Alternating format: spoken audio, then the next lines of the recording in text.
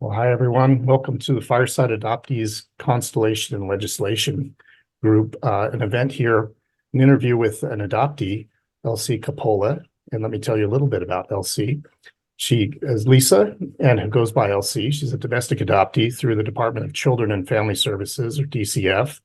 She's a writer and counselor, as well as a creator and program director of the Voices Unheard Storytelling Program for Adult Adoptees through Boston Post-Adoption Resources, which many of you will know as BPAR. LC typically writes on themes related to trauma, adoption, and addiction.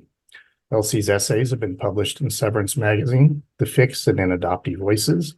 In 2022, she authored the workbook, Voices Unheard, a reflective journal for adult adoptees.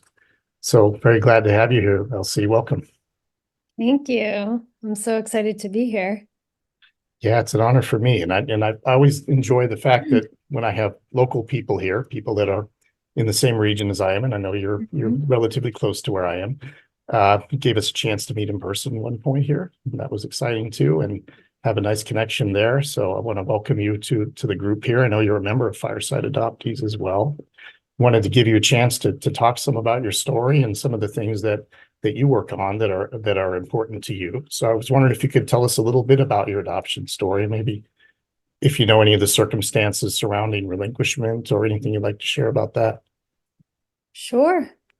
Yeah, I actually grew up in New Hampshire, so very close. Very close. Southern New Hampshire, right on the Haverhill line. Oh yeah.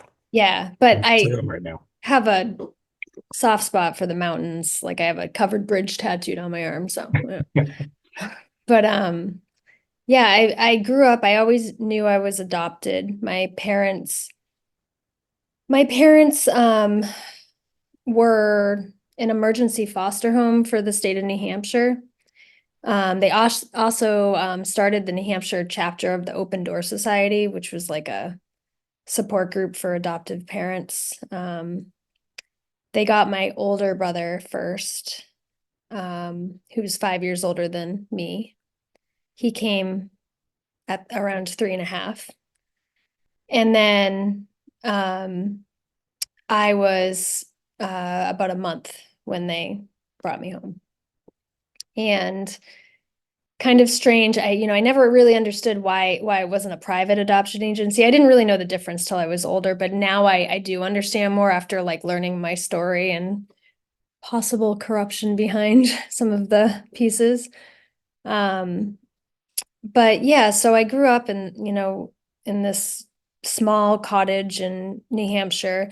It was more of a cottage than a house. It was like everything was so close and my family was very close.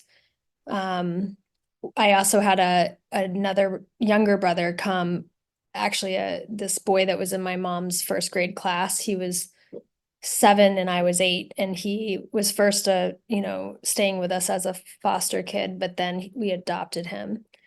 So we just kind of had all these, and then there were some kids coming in and out, and then my mom had the Japanese exchange teachers living with us in this very just small place. So it was kind of like this chaotic, kooky, very loving situation. And at the same time, it was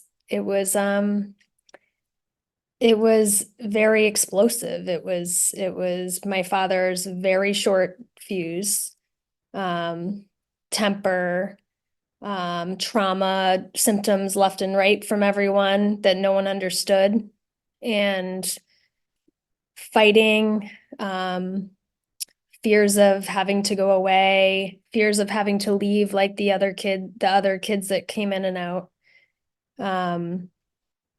So it was a mix. It was like, it wasn't just one thing, it was loving and it was also scary. And just many nights like sitting on the top of the stairs listening to the fighting, and my job was like, I will be a comedian and I will be the one that my parents can talk to like they were I'm their best friend. I will be their therapist. Yeah, and so then, when I was about 3 and I think my brother was My older brother was 8. My adoptive mother had to go inpatient for a few months for panic disorder and some depression, and and I really think that definitely for my older brother, that like started some like losing another mother, you know? So things just were really tough. They tried the best they could. They were always having my older brother in therapy, but for me, it was always just, I was worried all the time. I was worried I was going to lose everyone all the time. I had such high anxiety. I felt like everything was my responsibility.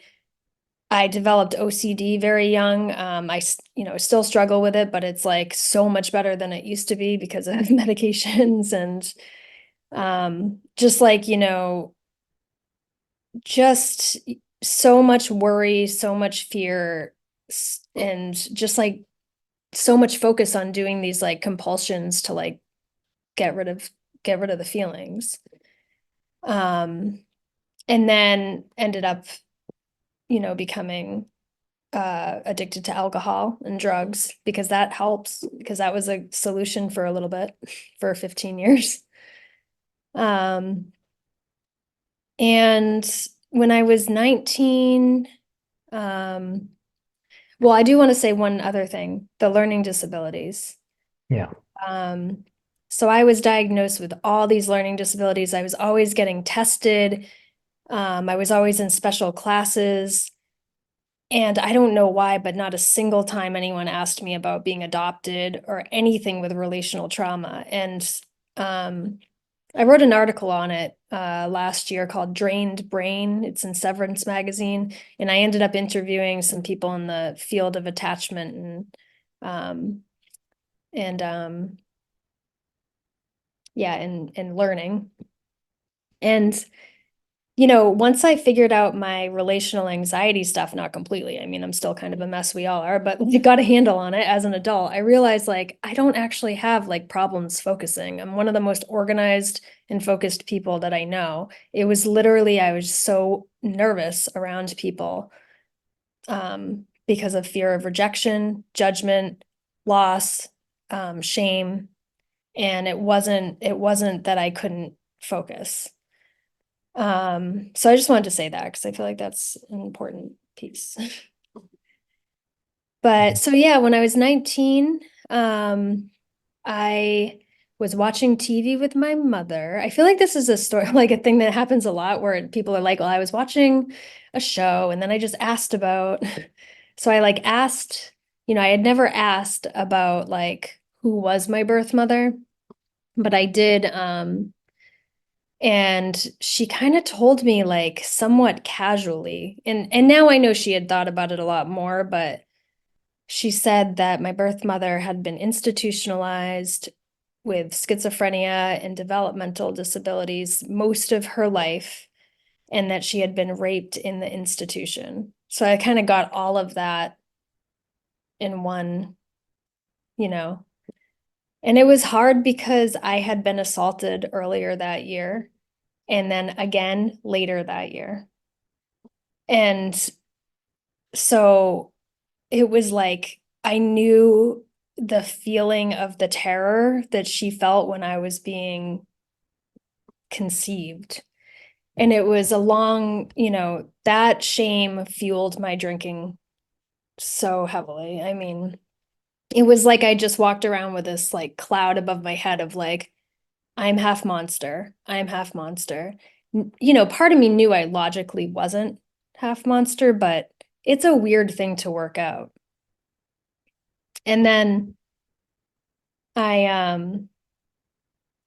ended up interviewing, doing a study after I got sober at 29. I started working for a place that was studying men who purchase sex and comparing them with men who do not purchase sex, and looking at like the differences in their childhoods. And I just kind of developed this thing where I was like, I'm going to find a way to care about men that do really bad things because so I can love myself. I don't know. And I did try that for a while, and I do think I can have empathy for lots of different kinds of people, but I've come to the realization that it's just really not good for me to keep doing that. That's been a journey. Mm. I don't know if we do like, do you want me to stop? Do you want me to keep going? I mean, I can Well, I would keep. love to ask you a couple things about what you're Sure. saying. But certainly free to continue after that. Yeah. And it's such a compelling story to listen to and so many elements of it. Um, and thank you for what you've shared so far and how vulnerable that is. And Yeah. probably not that easy to tell some of the things that you've had to tell. I was taken by the home life and the thought of, and that I hear from so many adoptees, that they are in a role, a parenting role to a degree, or as you mentioned here, a therapeutic role, a therapist role for some parents at a very young age. And I think it can't help but shape who they become very quickly, right? That you probably developed things, responsibilities, sense, like you said here, sense of responsibility you had or experienced that probably not what children are normally supposed to be doing at that age. And maybe you had to grow up really quickly just to keep up with that. And at the same time, you are experiencing hypervigilance as an adoptee and all of the things that were kind of descending on you. When you were having to find that you needed to cope with that at a very young age, and maybe you don't even remember exactly how you did it, but what were some of the things you did to get yourself through that? Oh, well, one thing was I had extensive creative lands that I made up with, imaginary friends and maps. And when by the time my little brother came, he was 7, I was 8, and I was like, uh, I'd like to show you a few things. I like took him to the basement and showed him like all my imaginary friends and all my lands, and he must have just been like, what is this girl doing? But yeah, I just had, even when I went to Girl Scout camp, I still had, struggle with being around other people. My relational trauma was so hard that I spent most of camp under the cabin with all my imaginary friends. And I remember every now and then a girl would like come under the cabin, but most of them just kind of thought I was weird.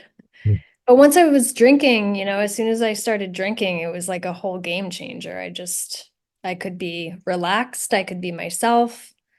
I didn't have that chronic cortisol just flooding my my entire body at all times. Um, Yeah, yeah. the creative output, Mm-hmm. you threw a lot of things. I think I did imaginary things too, but and I wasn't under distress like this the way you were. I wasn't having to cope with the same things, but I still reverted to imaginary people, despite being surrounded by real people. Right. Um, and I know part of that, I think, was my adoptee ghost kingdom thing, manifesting of wanting certain connections I didn't have. Did you ever fantasize about family connections at that age? Yes. And actually I don't know if you can hear the alarms going off. I live next to a Oh, hospital. But yes, I had an imaginary friend named Trevor. He was a lifeguard and he looked like the brawny paper towel man. And he was like my savior. I met him when I was 7, and he just was like, it was never romantic. He was just always there to help me. And then when I met my half maternal brother, he's him. It's the same. It's yeah. like the pictures of him when he was 18. It blows my mind. He looks like the brawny paper towel guy. It's the weirdest Mm. thing. So I don't know if that's some psychic thing or I'm inclined to think so, just for myself, that there's something that happens across distance and some kind of connection. Yeah. I see a lot of people nodding. Hopefully they don't think I'm in strange spaces, but no, I would think so. I think that's amazing that's Yeah. what it was like when you actually met him. Yeah, synchronicities, etc. I would love to do a book on synchronicities that I hear too with clients, and just it's helped me believe it's helped me have a more concrete belief in some kind of mystery of the universe that is doing something magical, because I just keep hearing so many stories of reunion where there's like some connection. They knew each other, they lived in the same town, they lived a street over. It's just, I don't know what that's about, but Yeah, happened to me too. yeah. They were right there within miles of me. Wow. In one case, even within blocks of me. Didn't know. Wow. Yeah, and I'm sure you'll find that all over our community, right? The adoptee community. Just people have these incredible, almost telepathic connections like that seem to defy rationality, whether trans-rational, hyper-rational, I don't know what I call it, but yeah, but it's very comforting to know that those exist too, right? When you find out about them, because it is kind of something cosmic that sort Yeah. of aids you in how you feel. So when you were not having to care so much for the mental well-being of your parents, were they, and you knew from an early age you were adopted, but did you find that they were forthcoming with a lot of the information that you had questions about, mostly growing up? Yeah. My parents were, I don't know why I didn't ask. Well, I know why, because I didn't want to hurt their feelings. So I didn't ask, but they would have offered if I asked when I was younger. They, had my older brother meet his birth mother when he was 12, because really, he was, really suffering, and they thought that maybe that would be helpful. And they also fought for adoptees to have rights to their information, like they were kind of activisty in that way. Um, yeah, it's I equally wanted to know, and I also I didn't want to hurt them. But I did end up at 19, about a year after I found that out, my adoptive mother started emailing the state of New Hampshire, and we were snuck a report from the state hospital that said, from a caseworker that said that please don't show anyone that we snuck you this report, but it was like all about her. And I'm so grateful for that caseworker. And I don't know who it is. It was all about her, and an agreement was made that as long as I didn't bring up the rape because of how traumatic it had been for her, that we could start writing letters. So we wrote letters for 10 years before we met. And she was Margaret, was her name. She was, you know, sometimes I couldn't read the letters. Like the first letter I got, the writing was so messy, I couldn't read it. And I really, really wanted to read it. I remember like I highlighted it. I had a million different people look at it under microscopes, and but she was just like a very open-hearted, genuine, intuitive, simple life living in that hospital, but finding beauty even with all the darkness that she lived through. That's how I feel like she didn't let it ruin her. Like her kind of small, somewhat depressing life. I think she really made the best of it. Um, yeah, and so we wrote letters for a long time. And then actually there's someone on the call, Sarah, who met her in person with me the one day that I met her. So I got sober, and then like a year or two later, Sarah came with me, and I called, it was her birthday, and I called the psychiatric nursing home she was in. And we walked in, and her twin brother was there with her. And she actually had a boyfriend of 27 years. I guess they had just been together for 27 years, never lived together. And she was, sitting in the hospital bed. And I met her. And We had like 3 hours together. And she had Parkinson's, so she was shaking a lot. And she did have a moment where she went back into the scene of the rape. And I had to like kind of use my therapy skills to like, you're here, I'm here, kind of thing.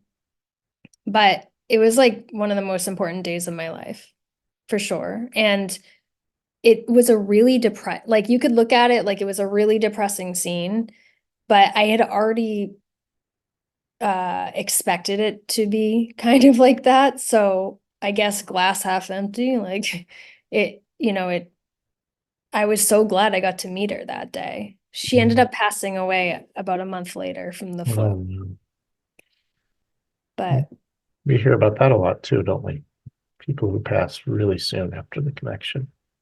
yes, yes, I've heard that several times. And I think she was ready. I think I got to know her boyfriend after, and he said that she thought about me every single day, and she never considered giving me up for adoption, but she felt that they just took me. I mean, she couldn't have raised me in the hospital, but she didn't I guess she didn't feel that she consented to it. Okay, that's actually really heartbreaking. Yeah. It set the course for your whole life, right? And hers. She actually would carry a baby. This is really like sad. She would carry a baby doll around with her everywhere and she named it after me. And so she at the hospital would they had a hair salon there where she kind of did the sweeping. And like everyone knew her and her doll, you know.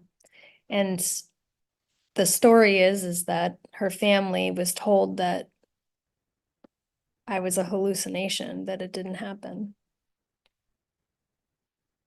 So Oh, when they finally met me when I was there on, on her birthday, they were kind of like, oh.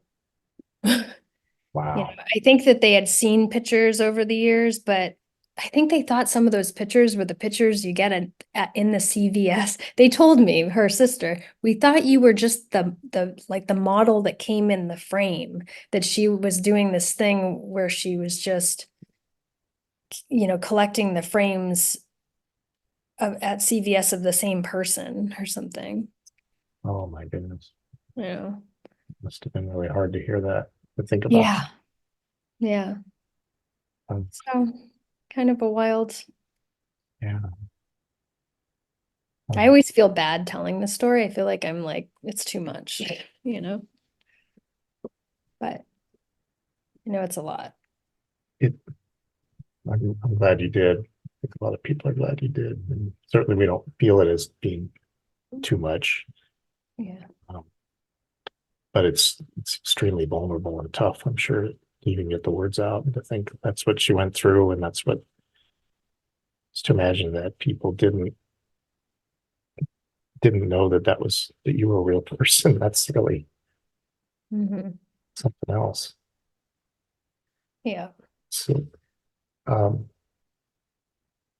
I'm glad to hear that your parents at least were open with the information to the greatest degree, at least for you, and you were able to have that reunion. Did anything else come out of your search that was something that led to new connections in your life? Well, I have connected with a cousin pretty closely, and it's like I feel psychically close to my half brother, but we haven't been in a lot of contact. I imagine it's very difficult for him. But I have a cousin that I talk to every now and then, and I feel so connected to her. It's like the kind of thing where even if I don't talk to her for 6 months, I just feel like she's my cousin in a way that it's hard to, I don't know, we're just so much alike. And then I have connected with my uncles, and they have been, and my aunt I went to visit in Florida, and we picked shells on the beach, and she was like, this is something I always wanted to do with Margaret. So, I've had these like really beautiful moments, but it hasn't, turned into family, like where the thing we all want, Um, so it's, I have my free Emily, my friends that are my family. Mhm. But, I also, during COVID, after a divorce, after going through a divorce, I invested, well, in 2019, I just couldn't shake who this person was that did that to her. So I ended up hiring a search angel who now works for I think she works for Parabon Labs or something, because CC Moore like was the second one to look at, she found my birth father within like 2 days. He was not in the system, but you know how they find serial killers now is you don't need to be in the system, but they're like second cousins can be in the system. So yeah, and I won't get more into that because I have written a book on it, and I probably shouldn't go more into that, but it's been the relationship with the search angel, honestly, was like the most beautiful. Like I feel like that was the most beautiful relationship, to have someone discovering things right alongside me, as shocked as I was. We were just like constantly texting on the phone, like, and then this, and then this, and then, oh my God. And that was just so nice to have someone like with me through something so hard, I love search angels. I want to make a bumper sticker that says that. I think so. That's what changes. So you mentioned writing. Writing has been a big thing for you and a big passion of yours, and getting voices of adoptees out there. Yeah. Voices Unheard. So could we talk a little bit about the impetus for that, where that came from for you, what you believe has been most rewarding about doing that? Well, I think that because we struggle so much with identity and who we are and self-doubt. I think that to be a good writer or a memoirist, you have to learn who you are, because like you're like writing how you think, and like you're writing like your values, you're writing what you believe, and how you move through the world. So it can't be that you're writing how you are, how you hope you are. You have to be really honest with yourself about who you are when you're writing memoir. And through that process, like I really felt like I got to know myself in like a whole, and I really felt like it got rid of a lot of self-doubt that I had. I feel more concrete in who I am because of that. And I like to help other people go through that process as well, which is, I do a lot of writing prompts in my sessions with people. I do a lot of parts work where I have them, maybe write a character description of like if they were describing their character to an actor that was going to play the role of them, like, describing it in third person, or like separating out their critical voice into a character completely on its own and just writing a story about that character. And sometimes, once they get like these different parts worked out for a while, they can have these meetings with the parts where they all come together to discuss a problem. I mean, I went through a breakup like that. I was like, I need all my people together because I have this detective that's like hyper vigilant, that's always trying to like prove things, and he's always like spinning around, and Mhm. and then I have my wounded part that always wants the unavailable person to love me. That's like the younger part. And then I have Olivia Benson from Special Victims Unit. She's my inner parent. Um, And then I have Libby, who that was my name before I was adopted, and she's just like my true self, my like creative. I love that. Someone just said they named their shame part Wanda. I love that. Yeah, I mean, yeah, I have all my parts, and I have Jordan, and Jordan's the alcoholic, but she's not drinking anymore, but she's still really cool. So if you need someone cool to show up, like you have her go, you know? So sometimes I just have all my people gather together and figure things out through writing. Yeah. Did it come as an outgrowth of the types of pretend play you had when you were young? Like it just flowed naturally into that. Exactly. Yeah. So I assume it was a pretty easy transition once you had the vocabulary, right, to put it into words Yeah. and help people do that. Yeah. I actually never totally put together that is exactly what happened. Like it was just like I already was doing that, and Mm, yeah, now I'm doing it purposefully and helping people do it. cool. So, and it's exciting what you're doing with Voices Unheard. That was a really powerful experience for me to listen into, to hear adoptee voices and writing pieces and in their own words. What's that been like for you to pull that together and to hear the creative output from the community? Well, it's yeah, Voices Unheard. So and Greg was one of our speakers last year, and it was it was like it was very moving.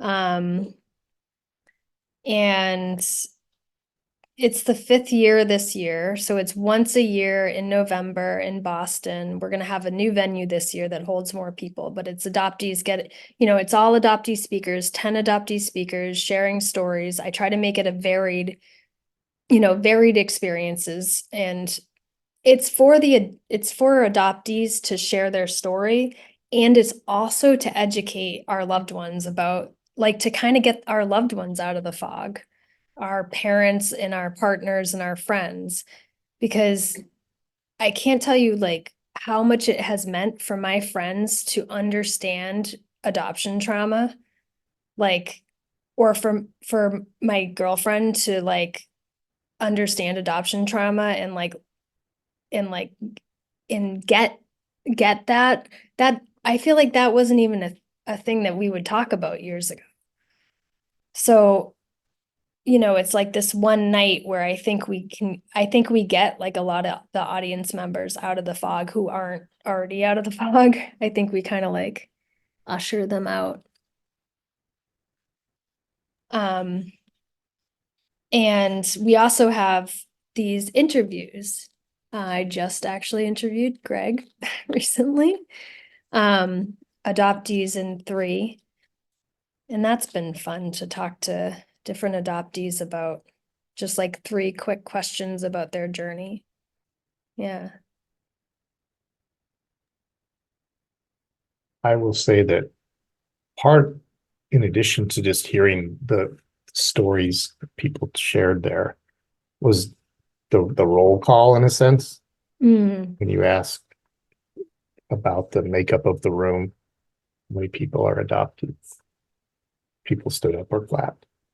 How many are not adopted? How many are here to support adoptees and listen?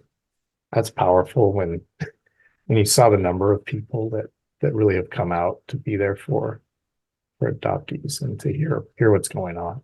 So I love that you're doing that. That's really powerful, and makes it a very overwhelming emotional experience in addition to just hearing the fine quality of the writing and what everybody's sharing. And I know I see other people in here who were also presenting there. I see somebody smiling at me. We'll talk to her later. And I know you know who it is. And she also delivered a great piece too. So I will say that it's so valuable. It's such it was just a wonderful feeling of the venue, and I'm happy to hear you'll even have a larger one. I think it'll fill up because it was standing room only. It was exciting there were people online watching and listening, and I know you've done this for a number of years now, so I want to commend you for that. And it's just a really wonderful experience. And do you have advice for people who may be wanting to write or just aren't sure about writing or how to get something going for themselves? Yeah, I mean, I don't know. I think something that I tend to do, there's there's an adoptee in the room right now that I know often talks about, is this what happens when you become a writer? Like you just start to think like, oh, there's that, you'll be like, you'll just have a flashback to like the tiniest story. And then you realize you could create a whole bigger story with like meaning in like an arc and like, or like you just say a sentence and it's like, oh, that like keep writing from that point. Sometimes in sessions with people, I'll say, they'll say something like, my dad never liked my pork chops. And I'll be like, okay, we're stopping the session, write on that for 20 minutes. Just, it's like, just diving in. It is not the type of thing you can get good at by trying to be perfect before you start. You just have to dive in. You have to practice. Yeah. I have a lot of conversation in the chat. The chat is very lively. Some Oh. people asking about the fog, and that's Hmm. a concept dear to me. But what are your thoughts on the adoption fog? Well, the fog, it's not, the fog is used to describe denial of anything, or minimization of the impact of anything. Like, people can be in a fog after they lose someone, or people can, come out of the fog of a toxic relationship. Like they had no idea how bad it was till they came out of the fog. But there's specifically this thing around the adoptee fog. Um, it's like it's the denial and the, cultural pressure to suppress the real true impact of like what it was to have been separated and have your stress response system completely altered due to it, to lose your medical, genetic, ancestral history, to lose your first experience of trust, to not have at most times, like Gabor Mate talks about, that pre-trauma self. And then to have everyone tell you, not everyone, but many, many people, many, that it's fine, that it's a beautiful thing, that it's not complicated. That is another trauma on top of it. And so it's like when you start to, put all the things together, like, I guess for me, it really started like once I got sober. Like, meetings were so hard.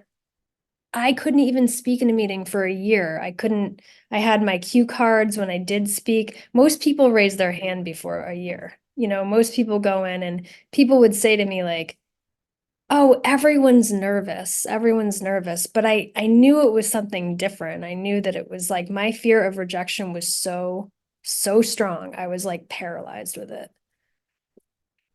And so I had to learn how to just expose myself to uncomfortable things over and over again.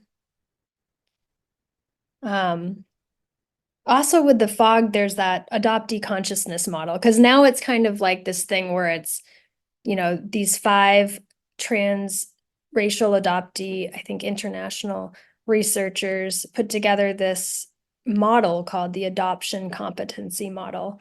And it's really a good, you should look it up if you haven't.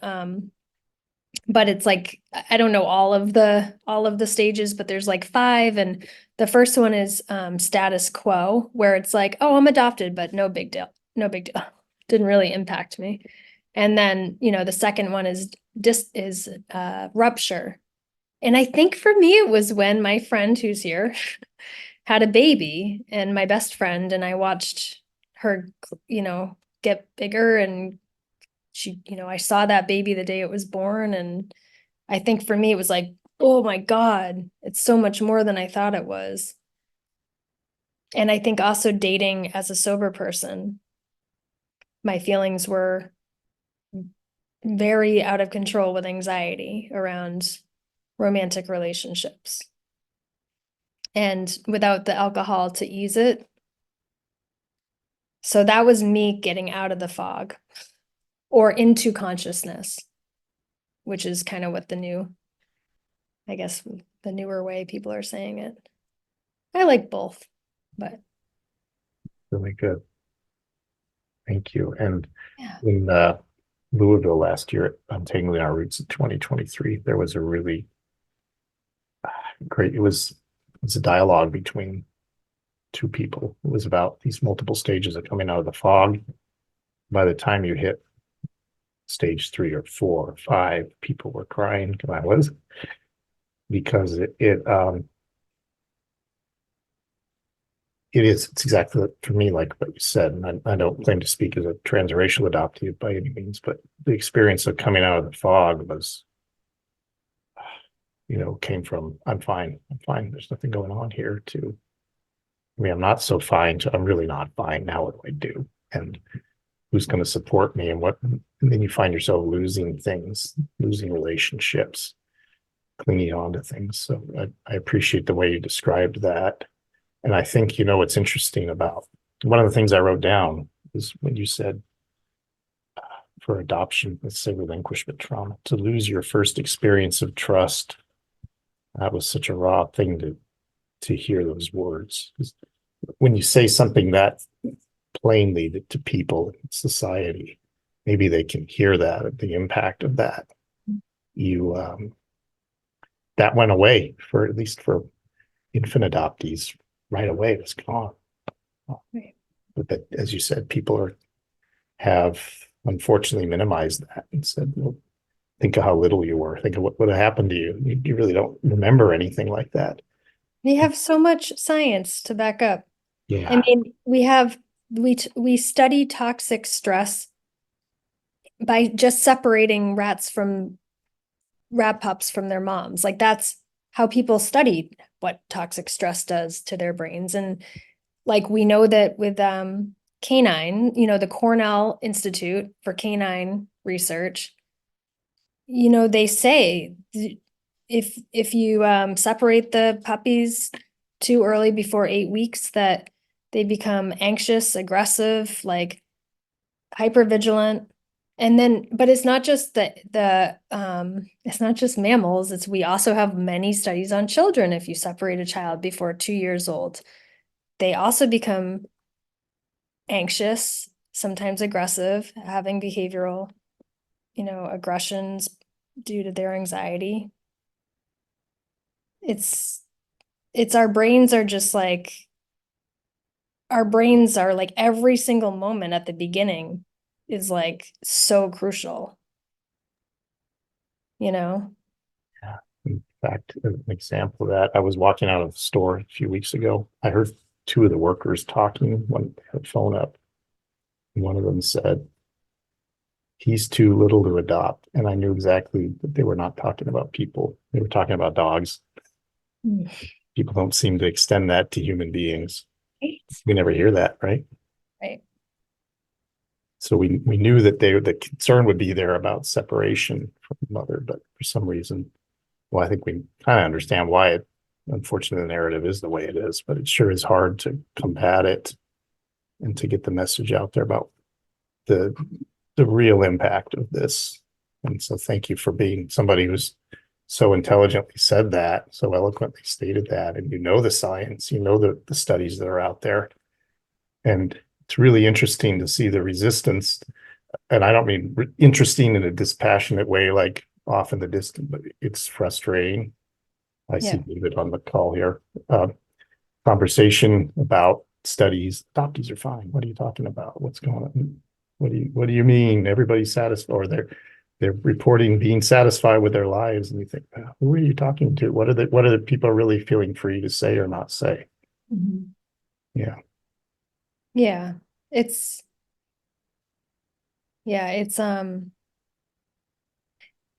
I mean, people will be like, well, what are you saying then? You think you'd be better off, or like all of that stuff doesn't matter.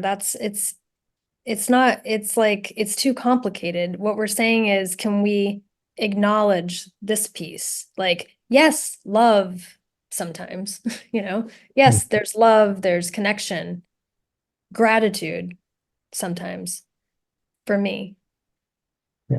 But there's also this. And if we don't talk about this, then, I mean, then we might die early from suppression because that causes cancer. So thanks. No, I'm just kidding. But you know what I mean? Like we got to talk about it.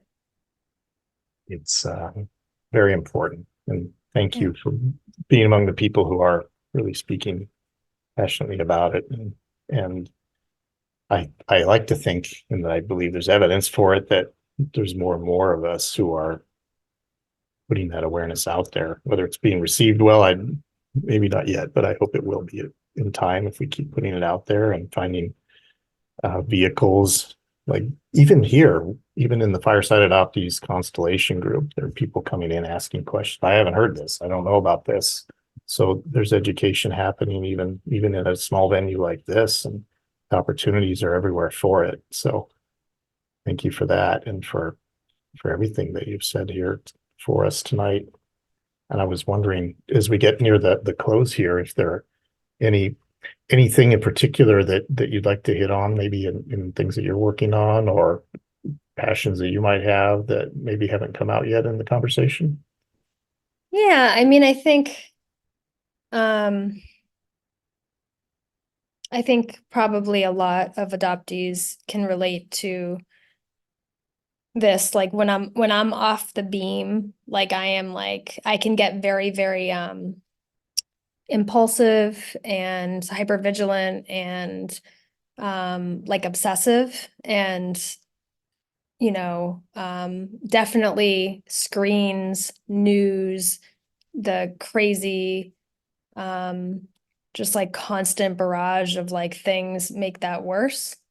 So since I've moved to Maine, I have really gotten into like going to the beach every day. I take pictures of things and I make sure I'm drawing stuff several times a week. Like I'm not away from my screen as much as possible as I should be, and I wish I could be someday, but I'm definitely like aware of it, and I try to like do things every day where I'm not focused on a screen for some time, because it's like a slot machine. It's like just constantly, we already have a hypervigilant stress response system, and I don't need to like trigger it even more, So I just think that regulation, and also the ice, the going in the ocean and the cold water dipping, Yeah. that's been amazing. I think I saw David Bowl on here, and he told me about Wallace J. Nichols and the Blue Mind book, and I've been looking into it, and yeah, just like being near water, what it does to you, and then like going in that cold water, it's easier than you think it is.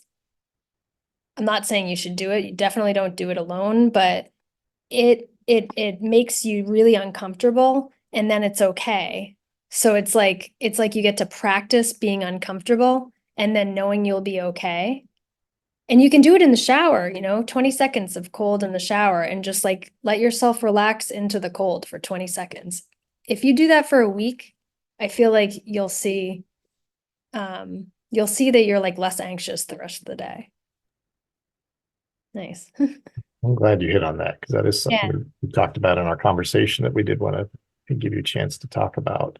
I think there's some of us that go, oh my gosh, I would never consider doing that. But you're speaking about the genuine benefits of that. It's not just to do something daring and shocking to your nervous system, but in a sense it is too, because that produces the result, right, of pulling you out of something and setting a whole new response then. So very It makes you feel strong too. Like you're just like, look, I can do this, Yeah, I can imagine so. Well, I wanted to say, LC, that it's been a really great conversation, and I never know when I talk to somebody where the conversation will go. It's easy to go, I had this I wanted to talk about, I had this I wanted to talk about, and we did. We talked about those things, and yet, of course, organically when you're in a discussion with somebody, things come up and they're so interesting and edifying to pursue. So I appreciate the interaction, your vulnerability here. I hope that you've enjoyed having a chance to share more of your story. Maybe enjoy is not a good word for it, but had the opportunity to, and really appreciate the openness there. Excited to hear you were in Southern New Hampshire, so we're only a handful of miles from where I am right now. But I'm looking forward to connecting with you again in person here real soon. Thank you so much for having me. I felt very comfortable knowing that I would be sharing. I've never shared my adoption story on anything before, so I know, like, you just make me feel comfortable, Greg. I feel like you got a good, authentic vibe. So thank you. A lot to me. Thank you. And for everybody, thanks for coming to support LC and to hear her story. And that's big that you shared it here for the first time like that. And anybody who's interested in the Fireside Adoptees Constellation group, you're free to join or reach out. Hopefully, if you saw the link somewhere else, then you know about the group. But it is a private group, but you'll see that we're trying to reach people publicly too. So there's some more openness in that sense. And we look forward to having more events like this. We're having more and more of them. And they're really, I think, building up different parts of our community, bringing people together to hear perspectives and be open to points of view that are challenging and lead to growth and conversation. So this will be on the Fireside Adoptees YouTube channel with other interviews that we've done, other panel discussions, etc. And appreciate everybody being here and supporting us. And I'm going to conclude the recorded portion. Please stay on the call on Zoom, and we will go to Q&A. Thanks again to everybody. And thanks especially to LC.